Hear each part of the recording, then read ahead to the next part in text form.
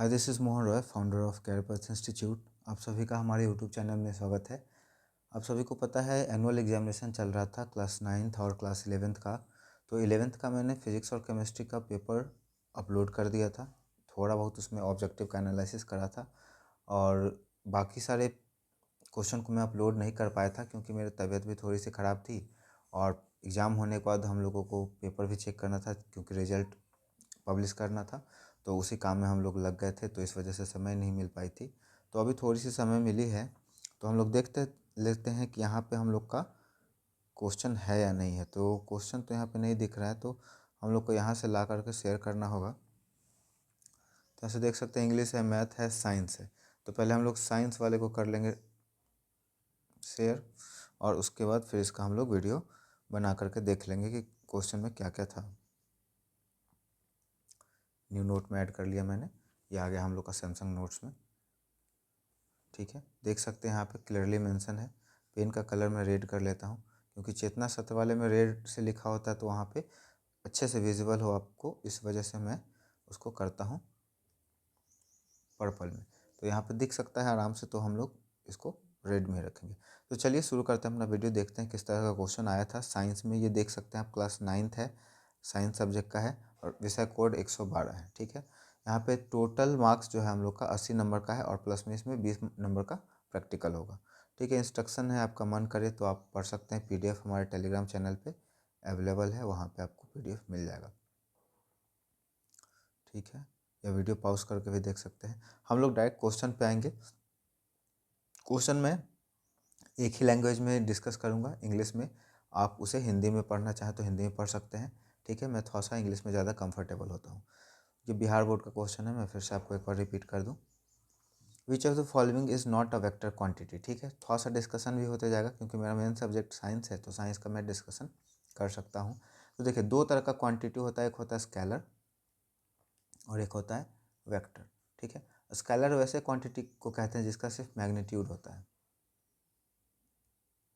Magnitude कहने का मतलब न्यूमेरिकल वैल्यू। जैसे कोई एक गाड़ी है 10 मीटर पर सेकंड के स्पीड से चल रहा है, एक आदमी जिसका वजन 10 न्यूटन है, तो ये मैग्नीट्यूड हो गया।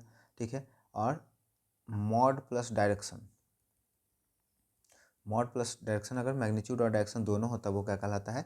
वेक्टर कहलाता है। ठीक है, जैसे कि एक गाड़ी जो चल रहा था 10 मीटर पर सेकंड के स्पीड से, अगर ये किसी डायरेक्शन में चले, ईस्ट में चले, वेस्ट में चले, नॉर्थ में, साउथ में, तब वो कहलाएगा हम लोगों का क्या? वेक्टर। तो यहाँ पे पूछा विच of the following is not. जैसे ही नॉट वाला आ जाए ना, तो आपको ध्यान रखना है, इसमें नहीं बताना है। देखिए, डिस्प्लेसमेंट वेक्टर होता है, एक्सेलरेशन वेक्टर होता है। ठीक है, वेट हम लोग का वेक्टर होता है क्योंकि इसका एक डायरेक्शन होता है। स्पीड वेक्टर नहीं होता है। तो हम लोग का क्या हो जाएगा? यहाँ पे वेट दे रखा है, लेकिन वेट के जगह पे देखिए यहाँ पे बदल गया है ऑप्शन। ठीक है, त्वरण यहाँ पर है डी में, यहाँ पे एक्सेलरेशन सी में है। ठीक है, इसके बाद विस्थापन की दर है, यहाँ पे कह रहा है डिस्प्लेसमेंट मतलब दूरी हो गया। बी जो यहाँ पे स्पीड है, चाल, यहाँ पे आ गया सी में। ठीक है, और यहाँ पे जो हम लोग का वेग है, वेग का यहाँ पे वेलोसिटी होना चाहिए था, तो यहाँ पर दे दिया है वेट। ठीक है, तो हम लोग का जो नहीं होगा वो हम लोग का होगा ये। तो बाकी सब वेक्टर क्वांटिटी है, ये हम लोग का स्केलर क्वांटिटी है, स्पीड। ठीक है, विस्थापन की दर है। अच्छा, ये दूसरा क्वेश्चन है, ये दूसरा क्वेश्चन है। ठीक है, पहला क्वेश्चन यहाँ पे इसका हिंदी का ऑप्शन। ठीक है, तो हम लोग यहाँ पे समझ लेंगे, ये भी हम लोग का वेक्टर ही है, वेट भी। ठीक है, और ये हम लोग का हो जाएगा स्केलर। ठीक है, सेकंड कह रहा है the rate of displacement is. The rate of displacement कहने का मतलब है कि अगर ग्राफ प्लॉट कर रहे हैं तो एक तरफ हम लोग का हो जाएगा टाइम, एक तरफ हो जाएगा डिस्प्लेसमेंट, है ना। और इसका जो ग्राफ बन के आएगा तो ये क्या देगा? वेलोसिटी। या इसको ऐसे कह सकते हैं, डिस्प्लेसमेंट बटा में टाइम। तो डिस्प्लेसमेंट बटा में टाइम हम लोग जानते हैं क्या होता है? वेलोसिटी होता है। उसके बाद द ऐसा यूनिट ऑफ एक्सेलरेशन, एक्सेलरेशन का ऐसा यूनिट पूछ रहा है, तो एक्सेलरेशन का होता है, acceleration is equal to change in velocity v minus u बटा में टी, और वेलोसिटी का होता है मीटर पर सेकेंड, और इसका हो जाएगा सेकेंड, है ना। तो इसका हो जाएगा मीटर पर सेकेंड स्क्वायर। तो मीटर पर सेकेंड स्क्वायर कहाँ है? यहाँ पे है, तो हम लोग का सी ऑप्शन हो जाएगा सही। ठीक है, उसके बाद 4 number question, if two balls collide at the same temperature what will be the conserved. ठीक है, अगर दो बॉल एक ही टेम्परेचर पे क्या कर रहे हैं, एक दूसरे से टकरा रहे हैं, तो इसमें से क्या होगा जो कंजर्व होगा? तो इसमें हम लोग का कंजर्व जो होगा वो हम लोग का मोमेंटम हो जाएगा। Moment conservation of linear momentum वाला ये क्वेश्चन है। न्यूटन निम्नलिखित में से किसका मात्रक है? तो न्यूटन का हम लोग जानते हैं क्या होता है, Newton which of the following is unit, तो फोर्स का हो जाता है Newton. When an object moves back and fourth कहने का मतलब है कि यहाँ पे एक ऑब्जेक्ट है, ये पहले पीछे की तरफ गया, फिर आगे की तरफ गया, पीछे की तरफ गया, आगे की तरफ गया, तो कह रहा है कि इस तरह का जो मोशन है वो क्या कहलाता है, तो ये ऑक्सीलरेटरी मोशन कहलाएगा। 20 मीटर प्रति सेकंड की चाल से यदि कोई व्यक्ति चल रहा है तो किलोमीटर पर आवर में उसकी चाल क्या होगी? देखिए 20 मीटर पर सेकंड है, इसको कन्वर्ट करना है किसमें, किलोमीटर पर आवर में। तो इसका तरीका है 20 गुने 18/5 कर दीजिए। अब ये क्यों हम लोग करते हैं इसको मैं बताऊंगा आपको। तो 5 का टेबल में 4 बार 20 और 18 का चौक टेबल में 4 बार 18 चौको 72 किलोमीटर पर आवर। ठीक है, अभी मैंने क्यों किया, ठीक है, तो देखिए जब कोई हम लोग का डिस्टेंस होता है किलोमीटर पर आवर में और इसको मीटर पर सेकंड में बदलना होता है, तो हम लोग किलोमीटर को क्या करेंगे, पहले बदलेंगे मीटर में। तो 1 किलोमीटर में कितना मीटर, 1000 मीटर हो गया। और 1 घंटा में कितना सेकंड, 3600 सेकंड। तो ये कट गया 2, है ना, और कट गया तो अब ऊपर में बचा 10, नीचे में बचा 36, और 10 को 5 के टेबल से 2 बार में और 36 को 18 के टेबल में 2 बार में, तो 5/18 है। किलोमीटर से मीटर पर सेकंड में बदलना है, तो अब इसी मीटर पर सेकंड को किलोमीटर बदलना है, तो इसको इन्वर्स कर देंगे, है ना, और इन्वर्स कर देंगे तो हम लोग का आ जाएगा ये 5/18, 18/5 से जब गुना करेंगे तो हम लोग का राइट आंसर ये हो जाएगा। अब इसके बाद है 8 number question, a train accelerate uniformly between two station and gain speed from 5 metre per second to 10 metre per second in 5 second, what will be the acceleration? तो एक्सेलरेशन का फॉर्मूला भी मैंने लिखा था, acceleration equal to final velocity minus initial velocity divided by time. Final velocity कितना है इसका, 10 का है, इनिशियल वेलोसिटी कितना का है, 5 का है, और टाइम कितना का लगा, 5 सेकंड का। तो यहाँ हो जाएगा 5/5 और यहाँ से हो जाएगा 1 मीटर पर सेकंड स्क्वायर। ठीक है, हम लोग का राइट आंसर हो जाएगा ए। ठीक है, अब है यहाँ पे after how much time will an object moving with the initial speed of 24 centimetre per second. तो यहाँ 9 नंबर क्वेश्चन कह रहा है कि after how much time will an object moving with initial speed of 24 metre per second and acceleration of -4 centimetre का stop. कह रहा है कि 24 सेंटीमीटर पर सेकेंड के स्पीड से कोई ऑब्जेक्ट चल रहा है तो कितने देर के बाद रुक जाएगा। तो यहाँ पे हम लोग का इक्वेशन ऑफ मोशन, क्योंकि ये एक्सेलरेटेड मोशन का है, तो यहाँ पे हो जाएगा हम लोग का टाइम अगर पूछ रहा है तो इसको हम लोग बना सकते हैं v बराबर u प्लस AT। ठीक है, तो हम लोग का v क्या कर देना है, 0 कर देना है। इनिशियल स्पीड 24 का है, प्लस में a कितना का है, -4 का है, और यहाँ पे t है। ठीक है, 24 को इधर भेज देंगे -24, ये इधर प्लस में इधर आएगा तो आपका इधर आ गया तो माइनस में हो गया -24, और ये गुना में है तो टी रखेंगे और गुना में इधर आकर के डिवाइड में हो जाएगा -4, माइनस से माइनस खत्म हो गया और 4 6 का 24। तो यहाँ पे हो जाएगा हम लोग का राइट आंसर टी बराबर 6 सेकंड। ठीक है, if the force of magnitude F produces an acceleration A in an object of mass M, then पूछ रहा है कि अगर कोई ऑब्जेक्ट है जिसका क्या है, उस पर फोर्स लगाया गया है एफ और उसका मास एम है और उसमें ए एक्सेलरेशन प्रोड्यूस होता है, तो बताइए कि वो इसका रिलेशन क्या होगा। तो force is equal to mass into acceleration होता है। ठीक है, अब रिलेशन पूछ रहा है तो यहाँ पे ए पूछ रहा है, तो ए बराबर क्या हो जाएगा, फोर्स बटा में एम। अगर इसको हम लोग खोल करके देखें, क्योंकि प्रोपोर्शनैलिटी का है, तो ए डायरेक्टली प्रोपोर्शनल हो जाएगा फोर्स का और ए जो होगा इन्वर्सली प्रोपोर्शनल हो जाएगा मास का। तो इन दोनों में से जो है हम लोग का राइट आंसर हो जाएगा। देखिए इन्वर्सली है गलत हो गया, डायरेक्टली है गलत हो गया, ये भी गलत हो गया, हम लोग का राइट आंसर ये हो जाएगा बी वाला। दाब का ऐसा ही मात्रक, दाब इजकल टू होता है, दाब को कहते हैं pressure, pressure is equal to force बटा में एरिया, फोर्स बटा में एरिया हो जाता है। फोर्स का होता है न्यूटन और एरिया का होगा मीटर स्क्वायर, तो इसका हो जाएगा न्यूटन पर मीटर स्क्वायर, है ना, न्यूटन पर मीटर स्क्वायर ये, या फिर ऐसे इसको लिख सकते हैं न्यूटन, न्यूटन बटा में मीटर स्क्वायर। तो जो ये हम लोग का होगा बी नंबर ऑप्शन हम लोग का सही हो जाएगा। ठीक, आगे बढ़ते हैं। The value of acceleration due to gravity at the centre of earth is, earth के सेंटर पे ग्रेविटी का वैल्यू कितना होता है। The acceleration due to gravity at the earth of centre 0 हो जाएगा यहाँ पे, है ना, क्योंकि जब सेंटर में चले जाएंगे तो कोई डिस्टेंस वगैरह तो होगा नहीं, तो डिस्टेंस नहीं होगा और उसके बाद वहाँ पे हम लोग का ऑब्जेक्ट रहेगा तो 0 हो जाएगा, क्योंकि मास उसका वहाँ पे लगभग कम ही होता है। हम लोग जो भी कंसीडर करते हैं अर्थ के सरफेस के ऊपर से ही करते हैं या उससे दूरी पर करते हैं। सेंटर में जब चला जाएगा तो कोई उसका में फिर अट्रैक्शन नहीं रह जाएगा, तो वहाँ पे जीरो हो जाएगा। चंद्रमा पर धरती की अपेक्षा में the weight of the moon of an object on the moon approximately how many times of the weight of the moon. तो ये तो आसान है, आपका डायरेक्ट क्वेश्चन लाइन का ही है, 1/6। घनत्व का ऐसा ही मतलब क्या होता है? घनत्व कहने का मतलब है डेंसिटी। डेंसिटी इक्वल टू होता है mass by volume. Mass by volume, तो मास का हो गया m और वॉल्यूम का हो गया मीटर क्यूब, सॉरी m के जगह पे हम लोग किलोग्राम लिख लेंगे और यहाँ पे मीटर क्यूब हो जाएगा। तो बी नंबर हम लोग का राइट आंसर हो जाएगा 14 का। उसके बाद आगे देखते हैं 15 का, किस ताप पर पानी का घनत्व महत्तम होता है? तो ये आपका बहुत ही ज़्यादा इंपॉर्टेंट क्वेश्चन था, BBI। 4 डिग्री सेंटीग्रेड तक जो होता है ना, 0 से 4 डिग्री पर क्या होता है, पानी का डेंसिटी बढ़ते जाता है। ठीक है, यदि कोई मशीन 5 सेकेंड में 640 वर्क जूल वर्क करते हैं तो मशीन की शक्ति क्या होती है? पावर इजकल टू वर्क बटा में टाइम होता है। ठीक है, पावर यहाँ पर दे रखा है, नहीं दे रखा है, पूछ रहा है, लेकिन यहाँ पे वर्क दे दिया है 640 जूल का और टाइम कितना, 5 सेकेंड का। 5 का टेबल से कटेगा एक बार में 5 का टेबल और 5 दूनी 10, ठीक है 10 हो गया और 5 8 40, 128 वाट का जो होगा वही हम लोग का राइट आंसर होगा। ठीक, तो यहाँ पे 128 हो जाएगा। आगे बढ़ेंगे, संपीड़ित कमानी में धारित ऊर्जा क्या होता है? संपीड़ित कमानी कहने का मतलब कंप्रेस्ड स्प्रिंग, तो इसमें हम लोग का पोटेंशियल एनर्जी हो जाएगा 17 का हम लोग का पोटेंशियल एनर्जी होगा। वाट को निम्नलिखित में से किस में परिभाषित कर सकते हैं? पावर इजकल टू वाट होता है, power is equal to work by time, तो इसको हम लोग कर सकते हैं जूल बाई सेकेंड, तो ये हो जाएगा हम लोग का डी राइट ऑप्शन।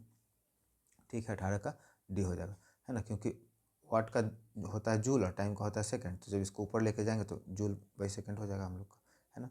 अब 19 नंबर क्वेश्चन में देखते हैं क्या है, what will be the kinetic energy of N object of mass m moving with velocity v। ठीक है, काइनेटिक एनर्जी इजकल टू होता है हाफ mv², डायरेक्ट फार्मूला ही है, तो आपका जो ये होगा सी नंबर राइट ऑप्शन हो जाएगा।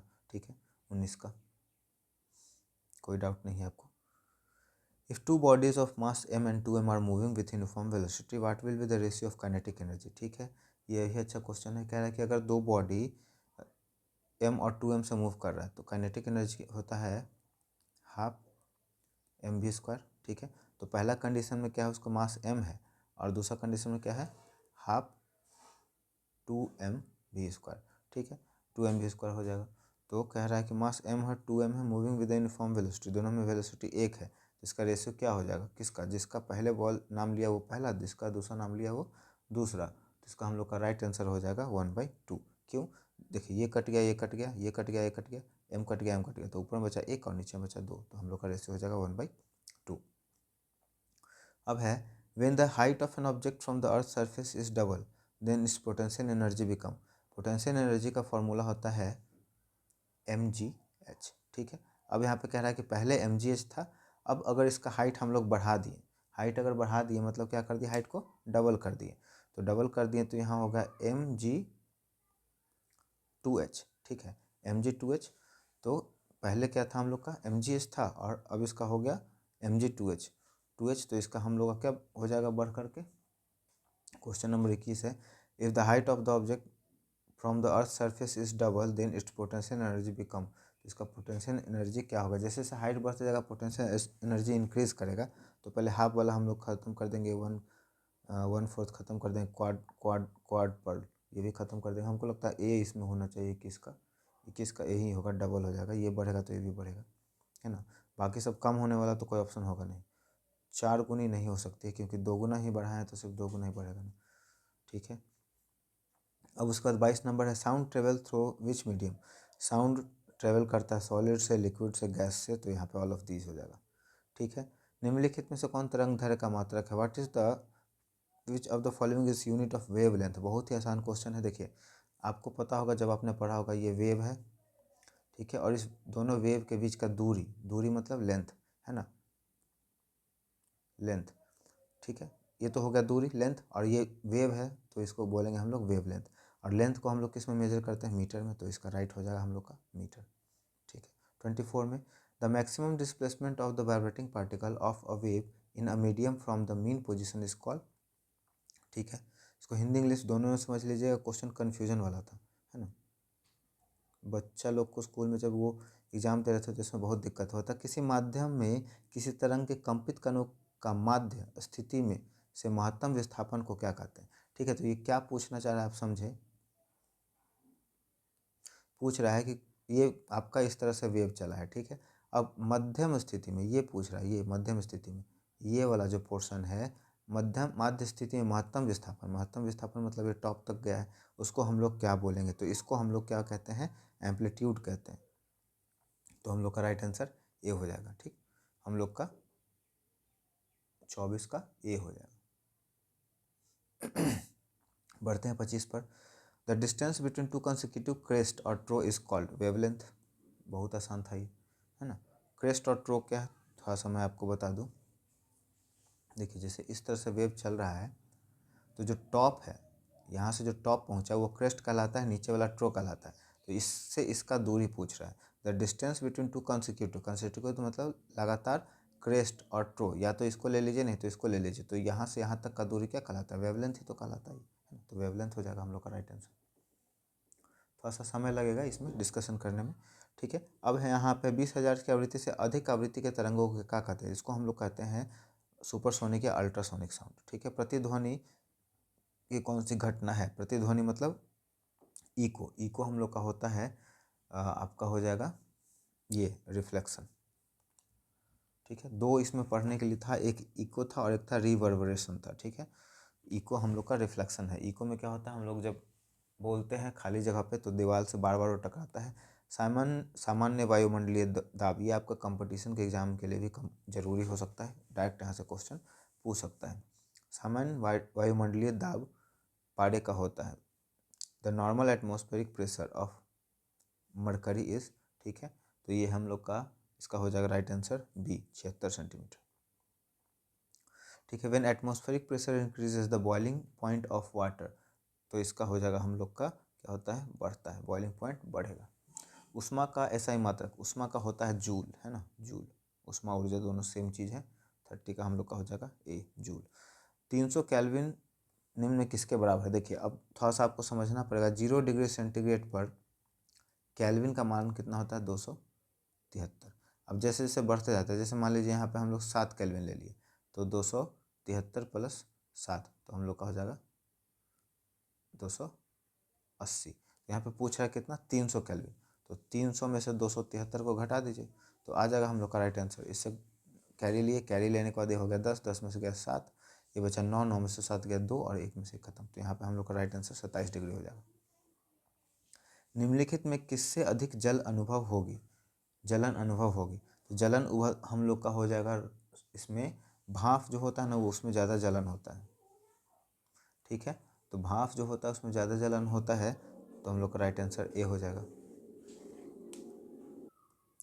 नेक्स्ट है वाष्पन की प्रक्रिया से होती है। वाष्पन की प्रक्रिया जो है वो क्या होता है, हम लोग पढ़े क्या है कि मान लीजिए कॉटन का कपड़ा पहनते हैं हम लोग, ठीक। कॉटन का कपड़ा जब पहनते हैं तो उसमें क्या होता है, ये हम लोग के बॉडी से क्या करता है, हीट को एब्जॉर्ब करके उसको वेपर में बदल देता है। तो इसमें क्या होगा, हम लोग का गर्मी से कमी होगा, है ना। हीट को वो बॉडी से एब्जॉर्ब करेगा तो हीट कम होगा, तो हम लोग को ठंडा ठंडा महसूस होता है ना। हम लोग पढ़े कूलिंग इफेक्ट ऑफ वेपोराइजेशन। तो यहाँ पे हम लोग का राइट आंसर हो जाएगा 33 का बी। आगे बढ़ते हैं हम लोग 34 पर। 34 में कह रहा है गैस का द्रव में परिवर्तन कहलाता है। गैस का द्रव में परिवर्तन कहलाएगा कंडेंसेशन, ठीक है। निम्नलिखित में से कौन धातु है, इस कौन धातु है, तो धातु तो आपका तो सोना हो जाएगा। निम्नलिखित में से कौन सा तत्व है, 36 क्वेश्चन कह रहा है कि कौन सा तत्व है, तो आपका राइट आंसर हो जाएगा आर्सेनिक, ठीक है। उसके बाद बाकी ये मिक्स मेटलॉइड है, ये भी मेटलॉइड है, मतलब जो बनता है मिला करके, और ये भी मेटल सिलिका, ठीक है। 37 कह रहा है कि the space occupied by substance is called, everything that है mass and occupies space is called matter. तो इसका जो मास स्पेस ऑक्युपाई करता है वो हम लोग का कहलाएगा वॉल्यूम, ठीक है। किसी गैस का सीधे ठोस रूप में परिवर्तन कहलाता है, किसी गैस का सीधे ठोस रूप में परिवर्तन कहलाएगा सब्लिमेशन। 38 का हम लोग का किसी गैस का अच्छा सॉरी, सॉलिड को डायरेक्ट गैस में बदलना सब्लिमेशन कहलाता है और गैस को डायरेक्ट सॉलिड में बदलना डिपोजिशन कहलाएगा, ठीक है। The the direct conversion of gas into solid, ठीक है, गैस सॉलिड को गैस में बदलना क्या कहलाता है, ये है हम लोग का सॉलिड टू गैस सब्लिमेशन का, डिपोजिशन है गैस टू सॉलिड, ठीक है, गैस टू सॉलिड, जैसे कि ड्राई आइस, CO2 जो होता है ड्राई आइस, वो डायरेक्ट कार्बन डाइऑक्साइड को गैस से हम लोग सॉलिड में बदल देते हैं। आगे बढ़ते हैं 39 में कह रहा है which of the following can the evaporate of liquid take place faster, इसमें किस में इवेपोरेशन फास्टर होगा। देखिए इवेपोरेशन का बात करें तो इसमें 3 फैक्टर होता है, एक तो टेम्परेचर, दूसरा ह्यूमिडिटी और तीसरा सरफेस एरिया, ठीक है। टेम्परेचर बढ़ेगा हम लोग का राइज करेगा इवेपोरेशन, ह्यूमिडिटी बढ़ेगा फॉल करेगा, सरफेस एरिया मतलब जब हम लोग कपड़ा डालते हैं छत पे तो उसको फैलाते हैं तो उससे क्या होता है इवेपोरेशन जल्दी होता है, कपड़ा जल्दी सूखता है। तो यहाँ पे देखिए बॉटल है, टेस्ट ट्यूब है, प्लेट है, तो प्लेट है इसमें सरफेस एरिया ज़्यादा है, ज़्यादा ही एक्सपोज होगा तो इसमें ज़्यादा जल्दी हम लोग का क्या होगा वेपर बनेगा, ठीक है। आगे बढ़ते हैं which of the following is not sublimating substance, ठीक है, इसमें से कौन है जो सब्लिमेटिंग सब्सटेंस नहीं है, तो इसका राइट आंसर हम लोग का हो जाएगा फिटकरी। बाकी सब सब्लिमेटिंग है, आयोडीन सब्लिमेट करता है, कपूर करता है, नेफ्थलीन बॉल करता है, फिटकरी खुद से सब्लिमेट नहीं करता है। इसमें आगे पूछा है व्हाट इज इमल्सन, ठीक है, तो इमल्सन का हम लोग का राइट आंसर हो जाएगा mixture of two immiscible substances. 42 में है which of the following is a chemical change, इसमें से कौन केमिकल चेंज है, freezing of water physical change, breaking of glass physical change, melting of wax हो सकता है लेकिन ये फिजिकल केमिकल दोनों है, तो सबसे ज़्यादा करेक्ट हम लोग का रस्टिंग ऑफ आयरन है, तो 42 का बी हम लोग का हो जाएगा। मेल्टिंग ऑफ वैक्स जो हम लोग पढ़े इसमें ये बोथ होता है, फिजिकल और केमिकल दोनों होता है ना, बोथ फिजिकल एंड केमिकल होता है, तो इसको हम लोग यहाँ पे कंसिडर नहीं करेंगे। निम्नलिखित में कौन समान प्रकृति का विलयन है, इसमें कौन है which of the following is a homogeneous mixture, तो होमोजेनियस मिक्सचर इसमें हम लोग का हो जाएगा 43 का एयर, ठीक है, एयर में जो गैसेस का कंपोनेंट है वो समान रूप से मिला हुआ है। नेक्स्ट हम लोग बढ़ते हैं 44 पर, यह भी बहुत ज़्यादा इंपॉर्टेंट क्वेश्चन था, डेप्थ का क्वेश्चन पूछा गया है कुछ कुछ, बाकी सब तो आसान था, कुछ कुछ जो क्वेश्चन इंपॉर्टेंट है उसे मैं बता भी दे रहा हूँ। तो 44 में कह रहा है कि what is the size of suspended particle, ये जो बुक बड़ा होगा बच्चा ना वही बनाया होगा, सस्पेंडेड पार्टिकल का जो होता है साइज कितना बड़ा होता है। 44 का आपका यहाँ पे हो जाएगा हम लोग का right answer more than 10⁻⁵ centimetre, ठीक। 45 का अच्छा ये नहीं, ये होगा लेस देन 10⁻, मोर नहीं लेस होगा, ठीक है, राइट आंसर ये होगा, ये नहीं होगा, ठीक है। सोडियम सल्फाइड का सूत्र, सोडियम सल्फाइड का जो राइट हम लोग का ऑप्शन हो जाएगा Na2SO3। Fe2SO4 में Fe की संयोजकता क्या है, ठीक है, ये हम लोग का कोऑर्डिनेशन नंबर जैसा क्वेश्चन है, ठीक है, 46 का, ये भी अच्छा क्वेश्चन है, तो इसका हो जाएगा हम लोग का 3। 10 ग्राम कैल्शियम में उपस्थित मोलों की संख्या, तो मोल बराबर होता है गिवन मास बटा में मोलिकुलर मास, ठीक है, तो गिवन मास कितना दे रखा है 10, अब कैल्शियम पूछा है तो कैल्शियम का कितना हो जाता है, कैल्शियम का एटॉमिक मास मेरे ख्याल से सोडियम ग्यारह मैग्नीशियम 12 में कैल्शियम कितने 42 शायद होता है कैल्शियम का, उतना मतलब करेक्टली याद नहीं है। कैल्शियम का होता है 20 एटॉमिक नंबर, 20 में 40 लगभग डबल के आसपास में ही होता है ना, एक सेकेंड, 40 ही होगा इसका लगभग, तो ये हो गया हम लोग का कट गया 1/4, 1/4 मतलब 0.25, 25 चौको 100, ठीक है, तो राइट आंसर हम लोग का ये हो जाएगा 47 का सी, ठीक है। आगे चलते हैं, निम्नलिखित में से अणु की संयोजकता 3 है, तो 3 जो होता है NH3 अमोनिया का होता है, ठीक है, अमोनिया का NH3 होता है।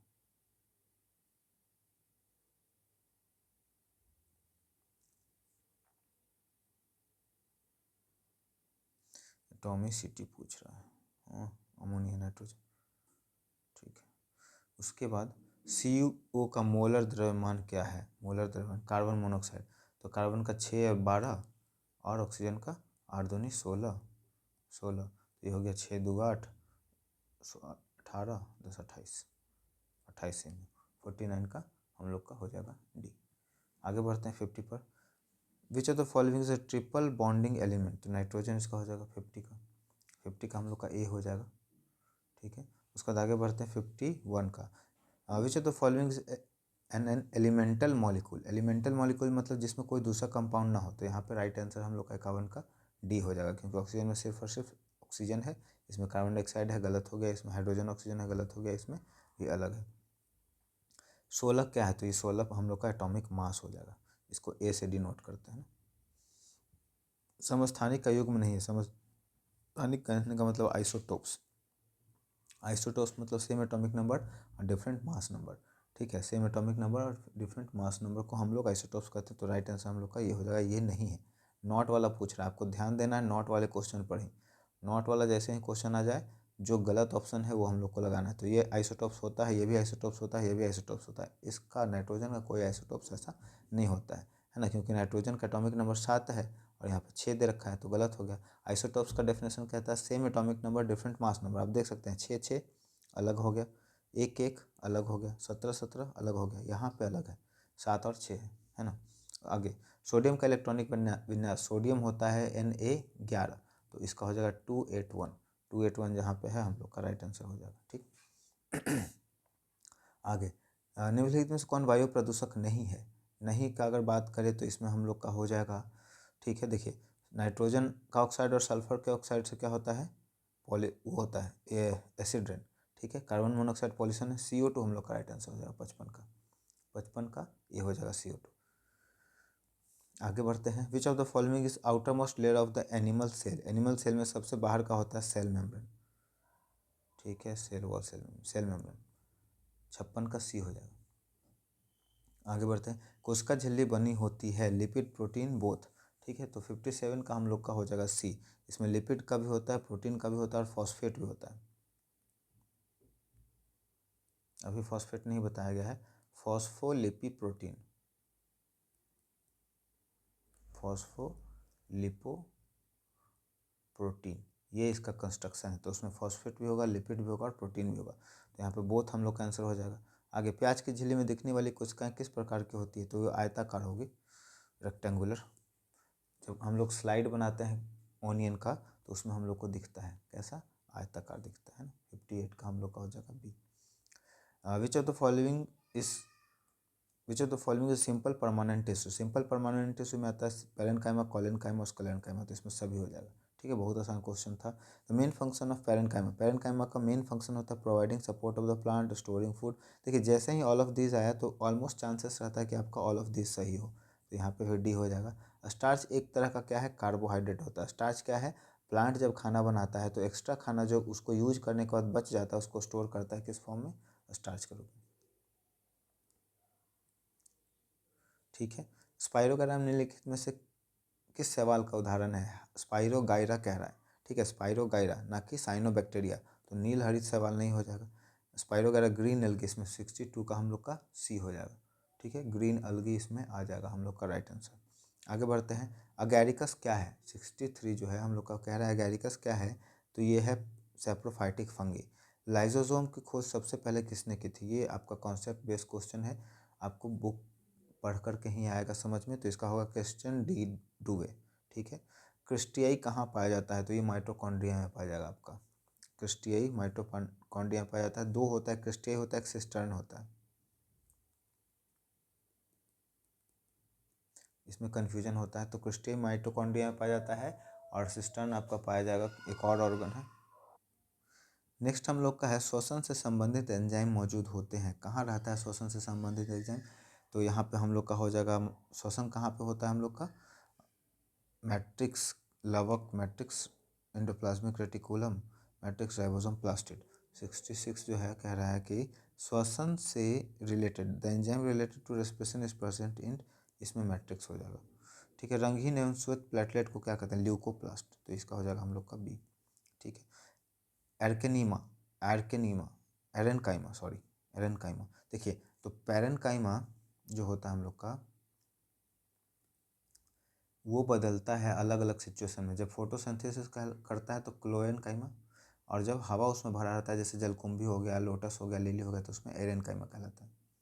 ठीक है, तो ये हम लोग का हो जाएगा एक्वाटिक प्लांट्स में, उसको फ्लोएटिंग करने के लिए हेल्प करता है। जाइलम उत्तक में क्या पाए जाते हैं, जाइलम उत्तक में पाया जाएगा हम लोग का बोथ वेसल्स और ये सॉरी ट्रैकियार्ड्स। सीप ट्यूब एलिमेंट्स फ्लोएम में पाया जाता है। तो राइट आंसर हम लोग का डी हो जाएगा। निम्नलिखित में से विच of the following is found in bacteria. Bacteria में क्या पाया जाता है? तो बैक्टीरिया में जो पाया जाएगा हम लोग का न्यूक्लियोलस हो जाता है। ठीक है, 70 का न्यूक्लियोलस, यहाँ पे न्यूक्लियोलस होना चाहिए।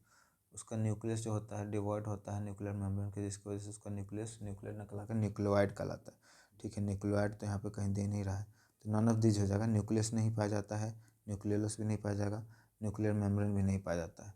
ठीक है, तो नॉन ऑफ दीज इसमें हो जाएगा, न्यूक्लियोइड कहलाता है उसका न्यूक्लियस बैक्टीरिया का। 71 का which of the following is the largest group of plant kingdom. Plant kingdom में सबसे ज़्यादा जो है वो क्या पाया जाता है? तो इसमें हम लोग का हो जाएगा बी, एंजियोस्पर्म। उसके बाद धान एवं गेहूं किस प्रकार के पौधे हैं? धान और गेहूं एक बीजपत्री होता है, मोनोकोटिलेडोनस हो जाता है। ठीक है, भोजन में लौह खनिज की कमी से कौन सा बीमारी होता है? तो इसमें अनीमिया हो जाएगा। निम्नलिखित में से कौन शरीर के जोड़ों को प्रभावित करता है? तो इसमें हो जाएगा हम लोग का गठिया, अर्थराइटिस। निम्नलिखित में कौन संक्रामक रोग है? संक्रामक रोग मतलब एक से दूसरे में फैल जाए, है ना, उसी को हम लोग संक्रामक रोग कहते हैं। तो इसमें हो जाएगा all of these, kala-azar, rabies, diphtheria. निम्नलिखित में कौन खरीफ फसल है? देखिए दो तरह का फसल होता है, एक रबी और एक होता है खरीफ। रबी जो होता है विंटर सीजन में डाला जाता है और खरीफ गर्मी में डाला जाता है। ठीक है, तो इसमें हम लोग का अगर दिया हुआ है धान तो पैडी ही हम लोग का खरीफ फसल हो जाएगा, 76 का बी, बाकी सब रबी है। 2,4-D निम्नलिखित में से किसका एक समान उदाहरण है? ये हो जाएगा खरपतवारनाशी, 2,4-D हर्बिसाइड, 77 का बी। उसके बाद 78 का कौन से सॉरी भारतीय नस्ल की गाय है? भारतीय नस्ल की गाय जो यहाँ पे हम लोग का हो जाएगा वो हो जाएगा थरपाकर। कुक्कुटों की होने वाली गंभीर संक्रामक बीमारी कौन सी है? तो इसका हो जाएगा रानीखेत। अच्छा क्वेश्चन है तीनों, लास्ट का एनिमल हस्बेंड्री का है। और लास्ट में डी है, निम्नलिखित में से किस प्रजाति द्वारा मोतियों का संवर्धन किया जाता है? तो ओएस्टर के द्वारा होगा, ये पर्ल वाला है। ठीक है, ये हम लोग का ऑब्जेक्टिव क्वेश्चन था। आगे थोड़ा सा सब्जेक्टिव में भी देख लेते हैं। सेक्शन बांट दिया गया है, फिजिक्स केमिस्ट्री बायोलॉजी अलग कर दिया गया है, शॉर्ट लॉन्ग को अलग अलग कर दिया गया है। ठीक है, तो यहाँ से कह रहा है कि 8 क्वेश्चन है, जिसमें से सिर्फ आपको 4 बनाने हैं शॉर्ट में और 2 नंबर एक क्वेश्चन के लिए मिलेगा। पहला है व्हाट इज इनर्शिया, मतलब Newton law of first motion, है ना। ये विराम और गति सापेक्ष पद है कैसे? Rest and motion are relative term, how बताना है। Explain the relation between work and energy, 3 number question. गुरुत्वाकर्षण का सार्वत्रिक नियम, write the universal law of gravitation. उसके बाद है 5 number, when a carpet is beaten with a stick dust particle come out, explain the reason. अवश्रव्य तरंग से आप क्या समझते हैं? What is are meant by infrasonic waves. Newton के तृतीय गति नियम की व्याख्या करें, third law of motion, every action there is equal and opposite reaction. What is इको, तो इको से ऑब्जेक्टिव में भी क्वेश्चन था और यहाँ पे भी है, तो वही वाला को लिख देना है कि जब कोई लाइट आता है दीवार से टकराता है तो उसका रिफ्लेक्शन हो जाता है लाइट की तरह, सॉरी साउंड का, लाइट की तरह, उसी से इको होता है। लॉन्ग आंसर क्वेश्चन है जिसमें से सिर्फ और सिर्फ आपको एक करना है, एक क्वेश्चन के लिए आपको 6 नंबर मिलेगा, 2 क्वेश्चन यहाँ पर दे रखा है। Write the mathematically and verify the principle of conservation of energy, describe an experiment show the reflection of sound from a plane surface, ये भी इको वाला हम लोग का दे दिया। अब आगे चलते हैं, केमिस्ट्री में सेम होगा। Right the definition of substances with an example. ठीक है, सब्सटेंस क्या होता है, पदार्थ क्या होता है, एग्जाम्पल के साथ बताएं। Right any 2 differences between element and compound, element और कंपाउंड में अंतर बताना है, आसान था। व्हाट इज आयन, ठीक है, ये भी बहुत आसान है। What is the valency of the element, why the ozone layer useful to us, ठीक है। समस्थानिक क्या है, व्हाट इज आइसोटोप्स, आइसोटोप्स का एग्जाम्पल दे दिया था ऑब्जेक्टिव में, उसी का यहाँ पर आपको बना देना था। तो बहुत ध्यान से अगर आप पेपर देखेंगे ना तो आपको क्या मिलेगा कि बहुत सारे क्वेश्चन जो है ना रिपीटेड है ना, अलग अलग तरीका से, बस उतना अवेयरनेस आप में होना चाहिए कि आप समझ पाएँ। Right the name of the element present in calcium carbonate, CaCO3, ठीक है, तो इसमें कैल्शियम होगा, कार्बन होगा, ऑक्सीजन हो जाएगा, ठीक। लॉन्ग आंसर क्वेश्चन में है what are the difference between isotopes and isobars, ठीक है। आइसोटोप आइसोबार 2 तरह का होता है, जिसमें एटॉमिक मास अलग अलग हो, इसमें एटॉमिक मास सेम होता है, एटॉमिक नंबर अलग अलग होता है। Right and short question green house effect, बहुत अच्छा क्वेश्चन था, इजी क्वेश्चन था। अब आते हैं बायो में, फेवरेट हमारा। What is the difference between diffusion and osmosis, diffusion और ऑस्मोसिस में क्या अंतर है? लिक्विड सब्सटेंस का ट्रांसपोर्ट होगा, इसमें गैसेस सब्सटेंस का ट्रांसपोर्ट होगा। Why is the cell called structural and functional unit of life, cell के बारे में पूछ रहा है। What is connective tissue, gives two example of it. What do you understand by taxonomy, है ना, arrangement of organism according to the right sequence is called taxonomy. Organism को उसके करेक्टर के हिसाब से क्या करेंगे, ग्रुप में बांटना क्या कहलाता है, टैक्सोनॉमी कहलाता है। पल्स पोलियो प्रोग्राम क्या है ना, वायरस से होने वाला एक बीमारी था पोलियो, जिसमें क्या होता था, बच्चे दिव्यांग हो जाते थे, तो उसको ख़त्म करने के लिए वर्ल्ड हेल्थ ऑर्गेनाइजेशन के द्वारा एक प्रोग्राम चलाया गया, जिसमें ओरल हम लोग को टीका दिया गया, माउथ में पिलाया जाता है, सभी लोग पिए होंगे। Mention 3 major characteristics of arthropoda jointed appendage, बहुत आसान दिया था ये।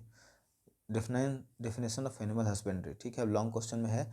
Describe the function of blood and lymph, describe the main characteristics of animal kingdom. तो ये सारे क्वेश्चन थे साइंस के, और काफ़ी अच्छा क्वेश्चन था, आसान क्वेश्चन था, बच्चे बनाए होंगे काफ़ी आराम से, आप लोगों ने बनाया हुआ होगा, तो कंपटीशन के लिए भी आपका इंपॉर्टेंट हो जाएगा, क्योंकि काफ़ी सारे क्वेश्चन हम लोग का जो एग्ज़ाम में पूछे जाते हैं 9th-10th से ही रिलेटेड ज़्यादातर रहते हैं। तो ऐसे ही इंपॉर्टेंट और वैल्यूएबल वीडियो के लिए हमारे साथ जुड़े रहें। अगर वीडियो पसंद आया हो तो वीडियो को लाइक कर दें, दोस्तों और परिवार के सदस्यों के बीच में ज़रूर शेयर कर दें। अगर आप हमारे चैनल को सपोर्ट करना चाहते हैं तो हमारे चैनल को सब्सक्राइब कर दें। Thank you so much.